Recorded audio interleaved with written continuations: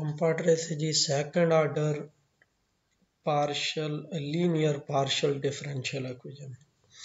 उसका हमने जो टॉपिक किया था classification of differential equation and canonical form.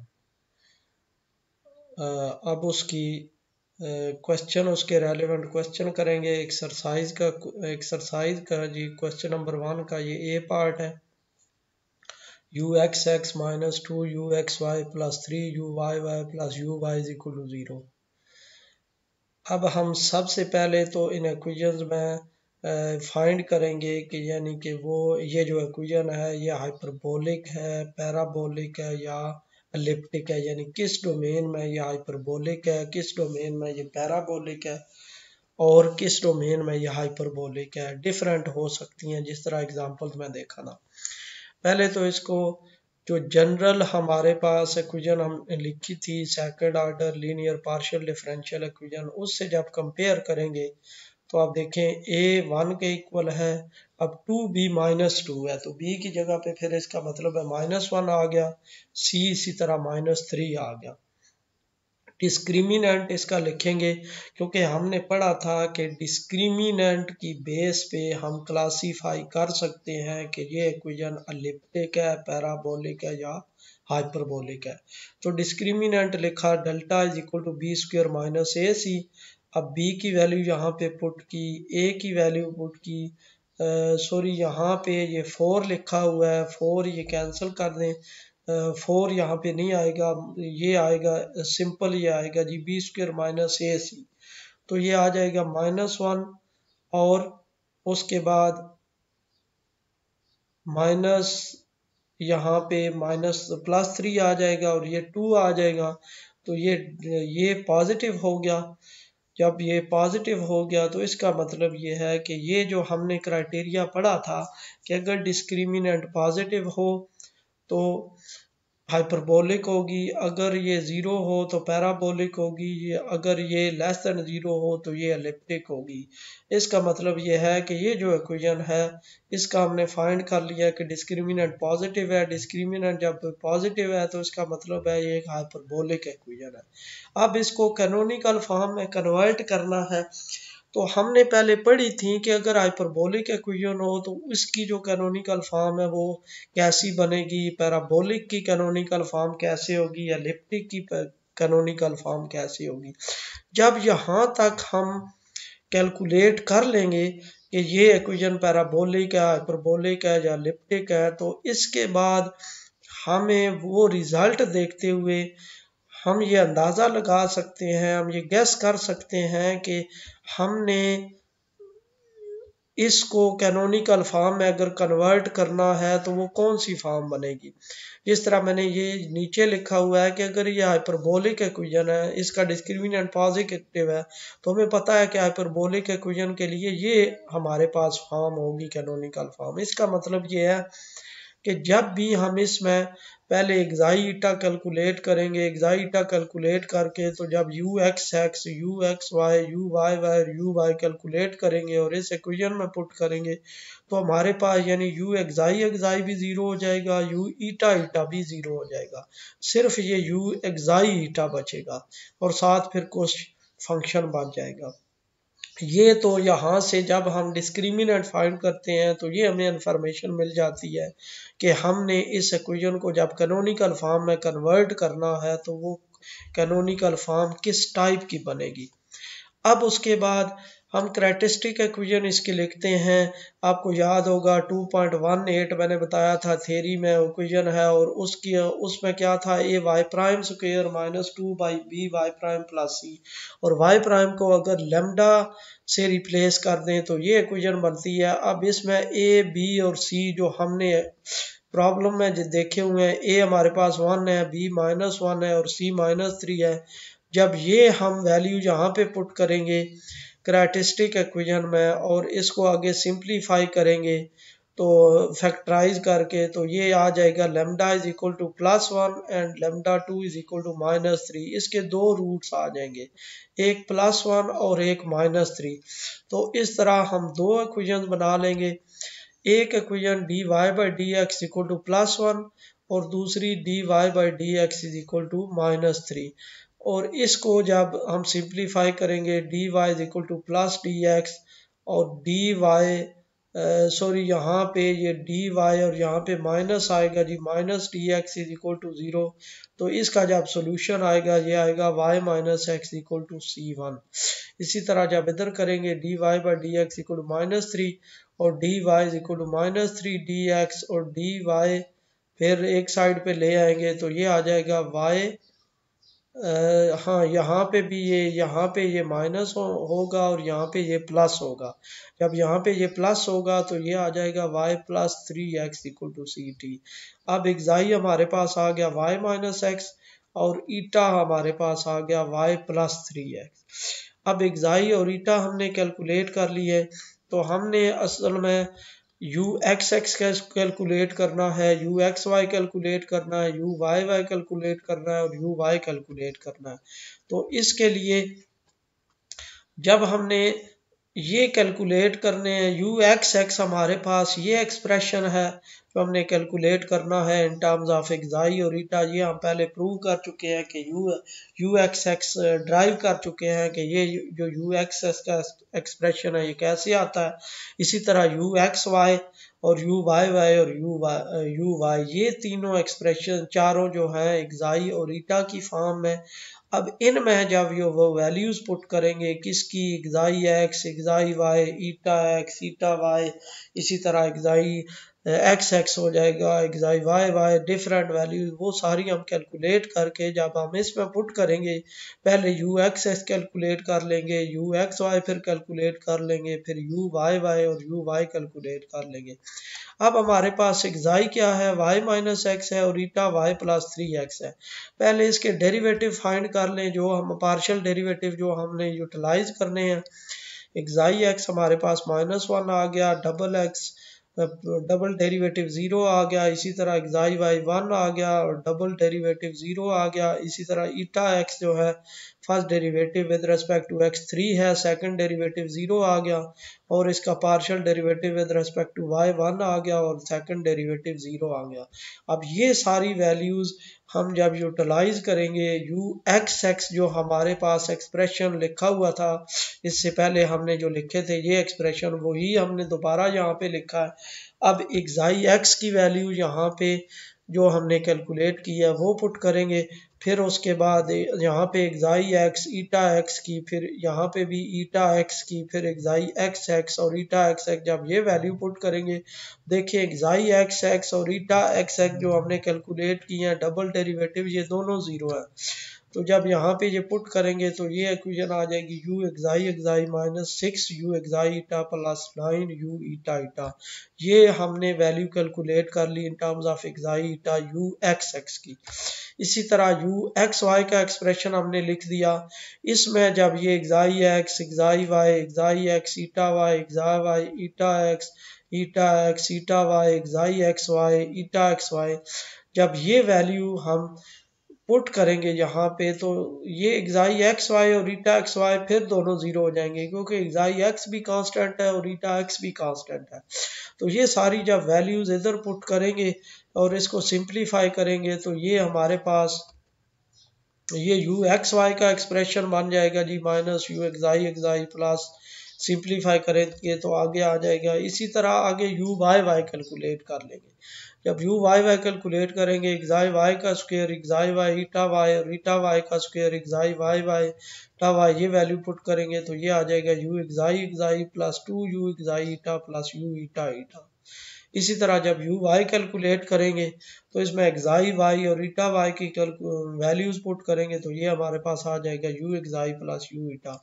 अब ये सारी वैल्यूज जब हम इस इक्वेशन में पुट करेंगे, इक्वेशन में यू एक्स एक्स की वैल्यू जो हमने कैलकुलेट की है वो पुट कर दी -2, आगे यू एक्स वाई की ये वैल्यू पुट कर दी, फिर -3 और यू वाई वाई की वैल्यू पुट कर दी हमारे जो आ रही थी। इसी तरह यू वाई की वैल्यू पुट कर दी, फिर हम इनको सिंप्लीफाई करेंगे तो यू एक्साई यू +2 यू एक्साई और -3 यू एक्साई एक्साई सॉरी ये कैंसिल हो जाएंगे। इसी तरह +9 u ईटा ईटा -6 u ईटा ईटा -3 u ईटा ईटा ये भी कैंसिल हो जाएंगे। -16 u xi eta plus u xi plus u eta is equal to 0। तो u xi ईटा -1/16 से जब इसको मल्टीप्लाई करेंगे तो हमारे पास क्या आ जाएगा, u xi plus u eta is equal to 0। अब ये हमारे पास कैनोनिकल फॉर्म आ गई है उस इक्वेशन की। अब आप देखें ये वही फॉर्म बनी हुई है जो हमने पहले लिखी थी कि ये अगर हमारे पास हाइपरबोलिक इक्वेशन है तो उसके लिए ये फॉर्म होनी चाहिए जो हमने स्टार्ट में लिखा था, ये u xi eta plus I of xi eta u xi u ईटा, ये वही फॉर्म इसकी बन गई है। अब इसी तरह आगे सी पार्ट है जी, इसमें भी हमने आइडेंटिफाई कर लेंगे पहले कि ए क्या है, बी क्या है और सी क्या है। ए हमारे पास 1 होगा, बी 0 है क्योंकि x y u of x y की टर्म यहाँ पे मिसिंग है, और सी हमारे पास जो कोफिशेंट है यू वाई वाई का वो है नहीं। अब जब हम डिस्क्रिमिनेंट लिखेंगे बी स्क्वेयर माइनस ए सी, तो ये क्या आ रहा है, माइनस वाई आ रहा है। अब माइनस वाई जो आ रहा है, अब इस पे ये इसकी इक्वेशन की तीनों प्रॉपर्टीज यानी ये y पे डिपेंड कर रही है कि y कौन सा होगा। ये हाइपरबोलिक भी हो सकती है, पैराबोलिक भी और एलिप्टिक भी। अब देखें अगर y पॉजिटिव हो तो ये लेस देन 0 होगी, इसी तरह y नेगेटिव हो तो ये पॉजिटिव होगा एक्सप्रेशन। इसका मतलब ये है कि ये एलिप्टिक भी है, पैराबोलिक भी है और हाइपरबोलिक भी है। और इस तरह y 0 पुट करें तो ये डिस्क्रिमिनेंट 0 हो जाएगा। जब डिस्क्रिमिनेंट 0 हो जाएगा तो ये एलिप्टिक हो जाएगी। ये तीनों कंडीशन जो हमने पहले पढ़ी थी ये वाली, यानी सॉरी ये यानी कि y, ये अगर y रखे हम पॉजिटिव यहाँ पे तो ये नेगेटिव आएगा, ये एलिप्टिक बनेगी। y नेगेटिव रखें तो जो डेल्टा पॉजिटिव आता है क्योंकि वो माइनस y है तो वो फिर हाइपरबोलिक बनेगी। y 0 रखें तो वो एलिप्टिक बनेगी। अब डिफरेंट कंडीशन यूज करके हम इसकी डिफरेंट फॉर्म्स फाइंड कर सकते हैं इस डिफरेंशियल इक्वेशन की कैनोनिकल फॉर्म अपनी अपनी डोमेन में, यानी किस डोमेन में यह हाइपरबोलिक है फिर उसकी हम फॉर्म फाइंड कर लेंगे कैनोनिकल फॉर्म। जिस डोमेन में ये एलिप्टिक है उसमें हम इसकी वैल्यू कैलकुलेट कर लेंगे। इसी तरह जिस डोमेन में ये एलिप्टिक बन रही है, हाइपरबोलिक एलिप्टिक, ये सारी जो डोमेन्स उसकी बन रही हैं उसमें हम इनकी फॉर्म्स फाइंड कर लेंगे। अब देखें the equation is hyperbolic if y positive, क्योंकि डिस्क्रिमिनेंट नेगेटिव है, it is elliptic if y negative and parabolic if y is equal to 0। अब हम कोई एक डोमेन चूज कर लेते हैं कि जिसमें हम इसकी कैनोनिकल फॉर्म कैलकुलेट करेंगे। अब देखें कैरेक्टरिस्टिक इक्वेशन इसकी जो बनेगी a lambda square minus 2b lambda plus c is equal to 0, a lambda square plus c is equal to 0, lambda square plus y is equal to 0, lambda square is equal to minus y। अब यहाँ पे जब square root लेंगे तो वैसे तो हम real analysis में ये करते होते हैं कि लैम्डा अगर यहाँ पे ये माइनस y आ रहा है तो plus minus iota into y का स्क्वायर रूट, लेकिन यहाँ पे अब y पे डिपेंड कर रहा है। अगर तो y पॉजिटिव है तो फिर इसके इमेजिनरी रूट्स होंगे, अगर y यहाँ पे नेगेटिव है तो फिर इसके रियल रूट्स होंगे। हम साथ आइडेंटिफाई करेंगे कि अगर ये हमारे पास y नेगेटिव है तो इसके इस तरह रूट्स आएंगे प्लस माइनस माइनस वाई का स्क्वायर रूट, और अगर y पॉजिटिव है तो इसके इस तरह रूट्स आएंगे plus minus iota into y का स्क्वायर रूट। अब हम दोनों डोमेन में बारी बारी इसको कैलकुलेट करेंगे, इसकी कैनोनिकल फॉर्म आगे फाइंड करेंगे जी। वन इम्प्लाई दैट, अब हम सपोज कर रहे हैं कि y नेगेटिव है। जब y नेगेटिव है तो dy बाई डी एक्स हमारे पास आ गया माइनस वाई का स्क्वायर रूट, और दूसरी इक्वेशन आ गई माइनस इंटू माइनस वाई का स्क्वायर रूट। अब इसको रीअरेंज करेंगे, dy और माइनस वाई का square root is equal to d x, d y और माइनस वाई का square root minus D x, और फिर इसको आगे रीअरेंज करके सिंप्लीफाई फॉर्म में इस तरह लिख लेंगे d x minus y into minus 1/2 d y d x plus minus y minus 1/2 into d y. जब इन दोनों को इंटीग्रेट करेंगे हम तो इधर क्या आ जाएगा, x माइनस वाई की पावर 1/2 और 1/2 C1, फिर x प्लस माइनस वाई की पावर 1/2 और 1/2 इज इक्वल टू C2। अब ये आ गया हमारे पास x equal to -2 minus Y का square root C1, x plus 2 minus Y का स्क्वायर रूट C2। अब ये हमारे पास जो फर्स्ट कांस्टेंट इंटीग्रल है इसको एक्साई लिख दिया हमने, और ये जो सेकंड आ रहा है इसको ईटा लिख दिया। अब एक्साई भी हमने फाइंड कर लिया, ईटा भी फाइंड कर लिया। अब हम इक्वेशन में यूज करेंगे। इक्वेशन में यूज करने से पहले इसके डेरिवेटिव हम फाइंड कर लेते हैं। एक्साई एक्स तो सिंपल है कि वो 1 है, डबल एक्स 0 है, इसी तरह ईटा एक्स भी 1 है और ईटा एक्स भी 0 है। एक्साई वाई कैलकुलेट करेंगे। एक्साई वाई हमारे पास आ जाएगा -1 ओवर माइनस वाई का 1 ओवर माइनस वाई का स्क्वायर रूट। इसी तरह ईटा वाई आ जाएगा 1 ओवर माइनस वाई का स्क्वायर रूट। फिर आगे हम इसका डबल डेरिवेटिव फाइंड करेंगे। एक्साई वाई वाई वो आ जाएगा जी 1 over 2 y into minus Y का स्क्वायर रूट, और इसी तरह ईटा वाई आ जाएगा जी -1 over 2 y into minus Y का स्क्वायर रूट। ये सारे हमने डेरिवेटिव्स फाइंड कर लिए। जब ये सारे हमने डेरिवेटिव्स फाइंड कर लिए तो अब हम इक्वेशन देखें। हमारे पास जो ओरिजिनल इक्वेशन है तो उसमें हमने एक्साई ईटा की फॉर्म में क्या कैलकुलेट करना है, यू एक्स कैलकुलेट करना है,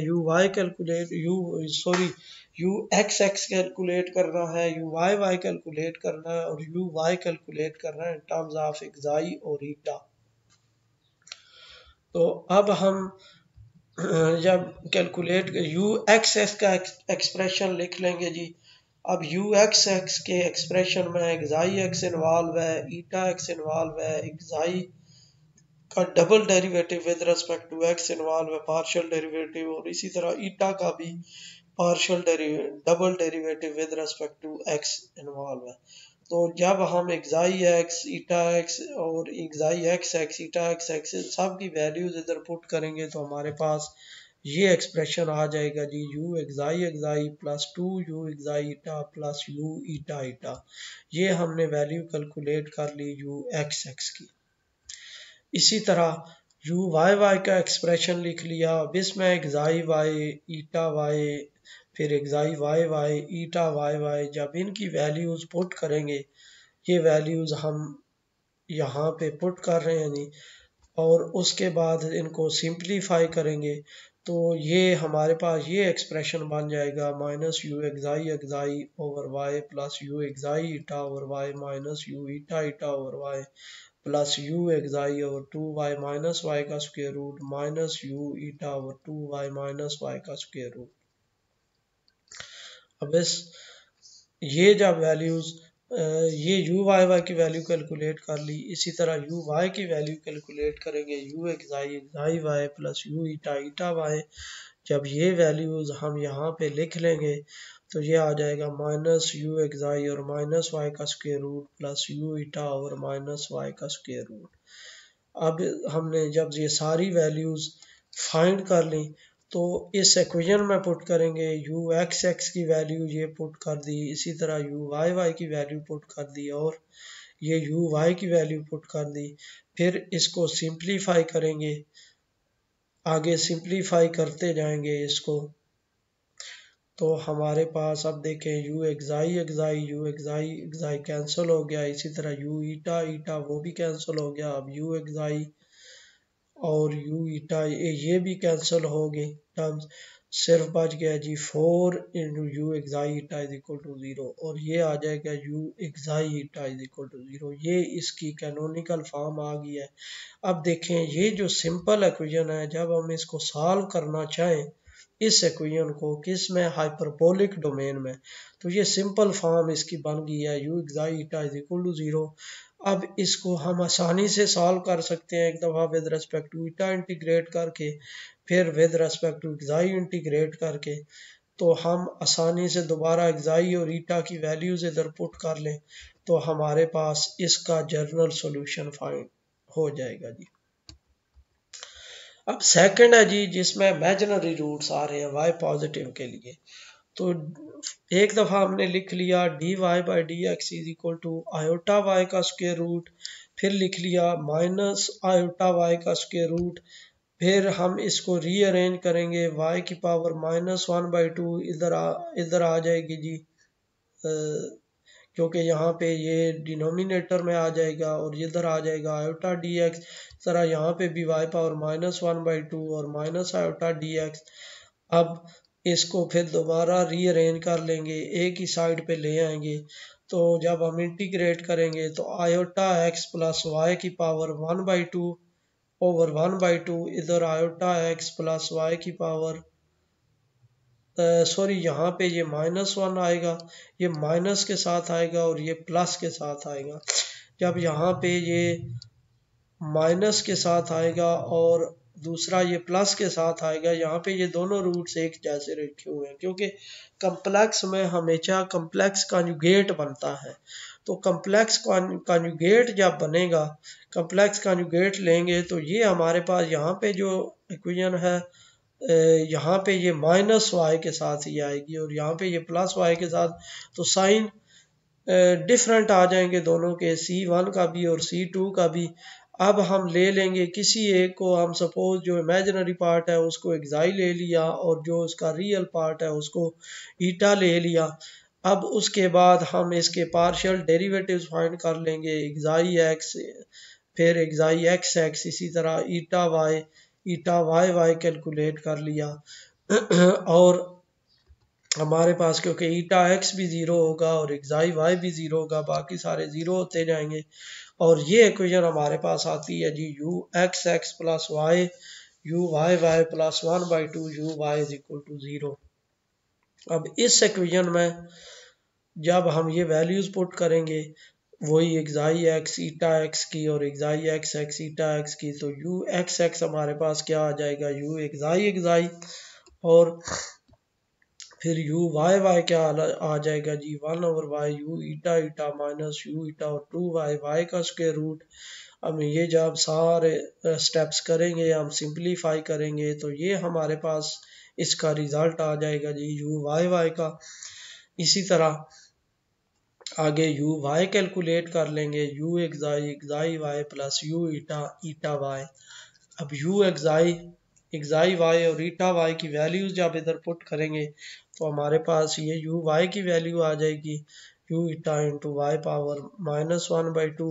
अब ये हमारे पास इक्वेशन थी u x x plus y u y y plus 1/2 u y is equal to 0। इधर u एक्स एक्स की वैल्यू हमने पुट कर दी, फिर u वाई वाई की वैल्यू पुट कर दी, इस तरह u वाई की वैल्यू पुट कर दी। जब ये सारी वैल्यूज पुट कर देंगे, आगे सिंपलीफाई करेंगे, तो देखें ये वाली टर्म और ये वाली टर्म आपस में कैंसिल हो जाएंगी, तो हमारे पास जो कैनोनिकल फॉर्म बनेगी u xi plus u eta is equal to 0। ये हमारे पास उसकी एलिप्टिक डोमेन में ये कैनोनिकल फॉर्म आ गई। इस तरह हमने इसी तरह जब हम y को 0 पुट करेंगे तो डिस्क्रिमिनेंट 0 हो जाएगा। जब y को 0 पुट करेंगे तो हमारे पास जो इक्वेशन है, y को 0 पुट करने से हमारे पास डिस्क्रिमिनेंट 0 हो रहा है, तो वो पैराबोलिक हमने कैनोनिकल फॉर्म फिर कैसे कैलकुलेट करेंगे कि ये y जब 0 पुट करेंगे ये आ जाएगा u x x plus 1/2 u y y is equal to 0। तो हमारे पास जो दो रूट्स आ रहे हैं y, उसको 0 रखने से उसको आगे सिंप्लीफाई करें तो फिर आगे इसकी जो कैनोनिकल फॉर्म है वो पैराबोलिक डोमेन में आ जाएगी जी। अब सेकंड पार्ट है जी। अब सेकंड क्वेश्चन है। सेकंड क्वेश्चन में ये है कि हमने जनरल सॉल्यूशन फाइंड करना है इस इक्वेशन का। अब जनरल सॉल्यूशन फाइंड करने के लिए देखें, जनरल सॉल्यूशन हम इससे पहले सेक्शन में भी फाइंड करते रहे हैं। कैसे फाइंड करते रहे हैं कि उसका हम ऑपरेटर पहले बना लेते थे, चेक कर लेते कि ये ऑपरेटर रिड्यूसेबल है या इरिड्यूसेबल है। अगर ये रिड्यूसेबल ऑपरेटर है तो हम उसको फैक्टराइज कर लेते थे कि दो लीनियर फैक्टर में हम उसको फैक्टराइज कर लेते थे, और उसके जो लीनियर फैक्टर्स हैं उसके हम फर्स्ट चैप्टर वाली थ्योरी यूज करके first order partial differential equation की हम उसका जनरल सॉल्यूशन फाइंड कर लेते थे, और वो जो जनरल सॉल्यूशन है हम उसको फिर उससे हम इसका सेकंड ऑर्डर का जनरल सॉल्यूशन फाइंड कर लेते थे। इसी तरह अगर इरिड्यूसेबल ऑपरेटर है तो वो भी हमने इससे पहले वाली सेक्शन में पढ़ी है कि उसका हम सॉल्यूशन कैसे फाइंड करेंगे, एक्सपोनेंशियल टाइप सॉल्यूशन सपोज कर लेंगे और आगे उसका जनरल सॉल्यूशन फाइंड कर लेंगे। ये दोनों टेक्निक तो हमने लास्ट सेक्शन में पढ़ी है। अब इस सेक्शन में भी हमने एक टेक्निक पढ़ी है जनरल सॉल्यूशन फाइंड करने के लिए। कौन सी? कि यानी पहले हम उसको सिंपल फॉर्म में कन्वर्ट कर लें। सिंपल फॉर्म में कन्वर्ट करने का मतलब क्या है कि हम उसको कैनोनिकल फॉर्म में कन्वर्ट कर लें। फिर जो उसकी कैनोनिकल फॉर्म बनेगी हम उस कैनोनिकल फॉर्म से हम उस डिफरेंशियल इक्वेशन को सॉल्व कर सकते हैं। अब ये जो डिफरेंट कैनोनिकल फॉर्म्स बनेगी या ये आगे जो बन रही है, हम देखते हैं जब हमने जनरल सॉल्यूशन, असल में मेन तो हमारा जो पर्पस होता है वो होता है कि हम पार्शियल डिफरेंशियल इक्वेशन को सॉल्व कैसे कर रहे हैं, सॉल्यूशन के लिए कौन सी टेक्निक अप्लाई कर रहे हैं। तो अगर कोई रिस्ट्रिक्ट ना किया गया हो, कोई रिस्ट्रिक्शन ना लगाई गई हो, तो जो मेथड आपको इजी लगता है, जिस मेथड से हम समझते हैं कि आप इसका जनरल सॉल्यूशन फाइंड कर सकते हैं, वो आप फाइंड कर लेते हैं। अब इसी तरह सपोज ये जो सेकंड क्वेश्चन है इसमें ये पूछा गया है कि इसका जनरल सॉल्यूशन फाइंड कर लें। जब जनरल सॉल्यूशन सिंपल पूछा गया है तो ज़रूरी नहीं कि हम इसको पहले कैनोनिकल फॉर्म में कन्वर्ट करें, फिर उसको आगे इंटीग्रेट करें और फिर इसका जनरल सॉल्यूशन फाइंड करें। अब हम अगर इसको आइडेंटिफाई करें इसमें तो देखें कि इसके जो लीनियर ऑपरेटर है ये होमोजीनियस बन रहा है, यानी हर टर्म की डिग्री 2 बन रही है, और इसका जो डिस्क्रिमिनेंट है वो पॉजिटिव है। इसका मतलब ये है कि ये इक्वेशन हाइपरबोलिक है, और ये जो ऑपरेटर है इसका होमोजीनियस ऑपरेटर है।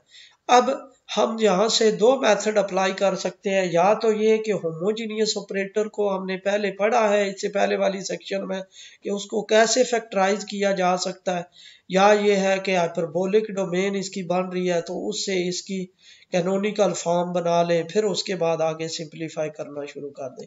लेकिन वो थोड़ा लेंथी प्रोसीजर है, इससे हम जल्दी फाइंड कर सकते हैं। और आपको याद होगा कि हमने जो कैरेक्टरिस्टिक इक्वेशन लिखी थी या करस्पॉन्डिंग इक्वेशन लिखी थी होमोजीनियस ऑपरेटर के लिए, वो लिखी थी a lambda square plus 2b lambda plus c is equal to 0।